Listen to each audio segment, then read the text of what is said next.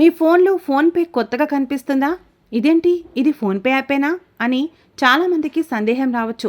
వాస్తవమే, ఫోన్పే యాపే, కాకపోతే కొద్ది రోజుల క్రితం అప్డేట్ అయింది. ఇది తెలవక చాలామంది అనేక రకాలుగా సందేహపడుతున్నారు. ఇక సీనియర్ సిటిజన్స్ అయితే ఇది ఫోన్పే యాప్ కాదంటూ అనుమానాలు వ్యక్తం చేస్తూ ఫోన్పే యాప్ వినియోగాలు ఆపేస్తూ ఇతరుల సలహాలు తీసుకుంటున్నారు. వాస్తవంగా దేశంలోనే అత్యధిక యూజర్లు కలిగిన యూపీఐ యాప్ ఫోన్పేను ఇటీవలనే అప్డేట్ చేశారు. ఇప్పటి వరకు యూజర్లకు ఫ్రెండ్లీగా ఉన్న యాప్లో జరిగిన మార్పుల మూలంగా కస్టమర్లు షాక్ అవుతున్నారు. ఆన్లైన్ పేమెంట్ స్కాన్ చేయడం మినహా అందులో ఏ ఆప్షన్ అర్థం కాకుండా ఉండటంతో ఈ లేటెస్ట్ వెర్షన్ బాగాలేదని మండిపడుతున్నారు. పాత ఫోన్పే యాప్ బాగుందని, లేటెస్ట్ అప్డేట్ అర్థం కావడం లేదని చాలామంది అభిప్రాయాలు వ్యక్తం చేస్తూ యూజర్లకు అవలీలగా అర్థమయ్యేలా, అన్ని వయసుల వారికి ఉపయోగపడేలా అప్డేట్ చేయాలి కానీ ఇలా చేస్తే ఎవరికి ఉపయోగమని ఫోన్పే యాప్ యూజర్లు సలహా ఇస్తున్నారు.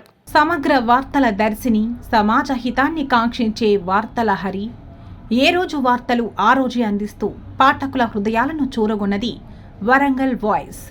నిజాలను నిర్భయంగా రాస్తూ ప్రజా సమస్యలను ప్రభుత్వ దృష్టికి తీసుకెళ్తూ వారధిగా పనిచేస్తున్న వరంగల్ వాయిస్ను చదవండి, చదివించండి.